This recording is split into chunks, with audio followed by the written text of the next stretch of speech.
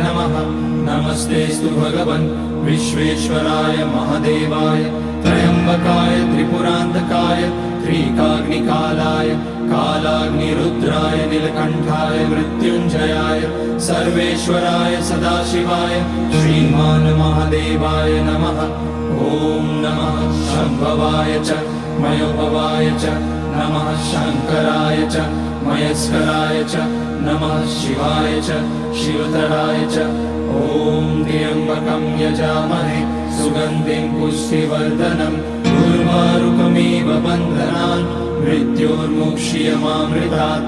नागेन्द्रहाराय त्रिलोचनाय भस्माकराय महेश्वराय नित्याय शुद्धाय दिगम्बराय तस्मै नकाराय नमः शिवाय।